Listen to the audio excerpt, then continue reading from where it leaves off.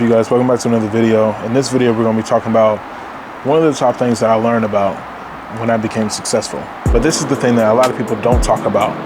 And I think that loneliness, people talk about how it's lonely at the top. But even then, I think that you still have people around you, to kind of, you have that small group of people, let me say that you can be able to connect with, network with, that are successful.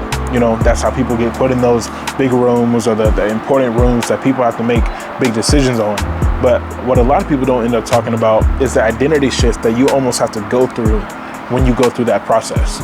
Many people, you're so used to, okay, well, my family already views me this way. My friend group already views me this way. My relationship partner already views me this way. And now that I'm in a successful space, what do I do from here? Who do I become? Now that I have a lot of money, am I going to become more of an a-hole to people? Am I going to be more arrogant to people? And am I going to be more bossy to people because I feel like I'm superior to others? Or am I going to still be level-headed and, act like I'm everyone else? Am I going to start buying a lot of jewelry, or am I going to start buying a lot of luxury items, or am I going to just live a normal lifestyle?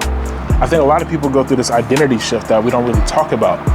Many times people become successful, they start getting a little bit more money in their pocket, and what they end up doing is they end up finding themselves being more boastful, being more arrogant, being more cocky, right? They put themselves in position to feel like they're superior because they think other people are less than now that they have more. And I know for myself, whenever I start thinking about, well, you have money now, so what can you do with that, right? I think about investments, I think about long-term, but some people, they're like, well, let me go buy this, this newest car so I can flex it. Let me go buy this newest watch so I can be able to wear it and show people what's up. Or maybe I can go and, take a vacation trip and I can be able to do whatever I want to do. And this is how I'm gonna flex my money. People have these identity shifts when they start gaining success, when they start feeling what money or success of another partner or their body type is getting right, or maybe their business is taking off, feels like. You start getting to that level, that headspace of my identity is shifting. How do you manage that? How do you remain humble while becoming successful? That's the question a lot of people don't really talk about. I think that becoming humble and remaining level-headed keeps you in a good space of, this is what I want to do, this is what I'm going to accomplish, these are the things that I have in motion, but I'm going to remain steady and level-headed with what I have. I always use this analogy. Imagine you have a crown on your head and you become too boastful. So you put your head back, right? You're looking up, you're like, yeah, I'm the top dog, right? To act like you all that when you walk in a room, whatever. Eventually, if you do that too much, your crown is gonna fall off. But if you're also like, I'm in a place where I'm unsuccessful, I'm not as productive as I should be, I'm not where I wanna be, you put your head down, you become doubtful, your crown is gonna fall off. But if you stay level-headed, the crown is gonna stay on your head, right? I think about that a lot whenever it comes to success. If you get too boastful, people don't really wanna work with you no more, because now you become the a-hole of the room. Now you feel like you're the goody two-shoes of the room. So now people are like, I don't really wanna work with that. Also, if you're the person that's like, yeah, I don't know if I'd be a good fit for this because I'm just not good enough. I also don't think I would be able to execute the things that you're talking about because I just know I wouldn't be good at it. Or maybe this isn't a strength of mine. So whatever task you try to give me, I just already have that doubt in myself. Again, having that head down, people don't want to work with you either because they're like, well, you don't even believe in yourself.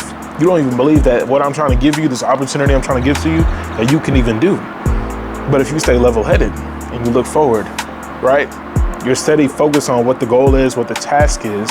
It puts you in a position to understand this is where we're at. I don't need to get too boastful. I don't need to get too doubtful, but this is how I'm going to stay humble, right?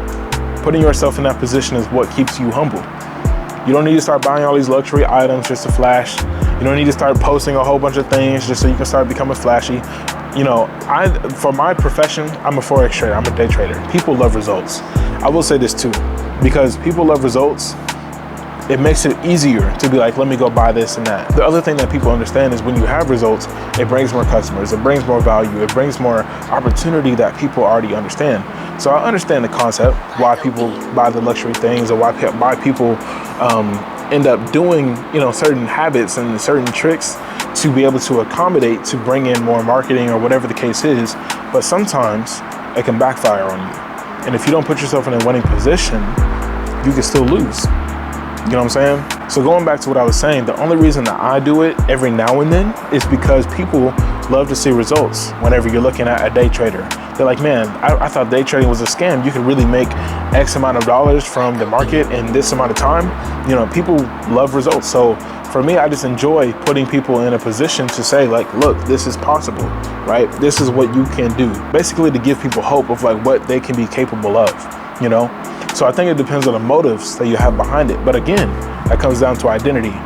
If your identity or the shift paradigm is, I'm just going to flex on everybody, and I'm just going to flex on the people that hated me and that doubted me, then that's the identity that you're coming with. But if you're coming with the identity of, I want to show people that this is real and that this is an authentic way of becoming successful, then that's different. But at the end of the day, it literally comes down to you. Who are you going to be? And here's the thing, if you're not successful, then these are good questions to ask yourself now, to be like, who am I going to be when I obtain more things, or when I get more money, or when I finally get in this relationship? Am I suddenly going to be flexing my lifestyle or showing off what I feel like I deserve to be showing off? Or are you going to be more humble and level-headed that we had talked about? I would even go as far to say that I believe money elevates who you already are, not changes who you want to be. If you already feel like you're a cocky person, now you have money to do it, now you're like, okay, well, bet I got money that I can go buy this and that. I'm going to go flex with this and that. You know, if you're already a humble person, then money doesn't really change who you are. I feel like it makes you level-headed. It keeps you in that same space. If you're already a giving person and you're like, man, I just love catering to people. You know, I got money, so I want to cater to the homeless, or I want to cater to this organization, or I want to cater to my family more. It just elevates who you already are.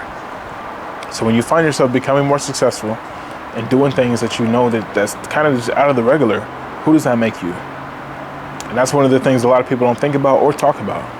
So my only question to you is, what's your identity when you become successful? I want you guys to think about it. Drop it in the comments. Let me know what y'all think about it. And I would love anybody that is successful to understand their perspective. What has being successful done to you? Or how has that really shifted your mindset about yourself and how people view you? I would love to hear what y'all have to say about that. So that being said, y'all, like this video, subscribe to the channel, follow me on Instagram, Malone. And that being said, I will catch y'all in the next video. I'm gone.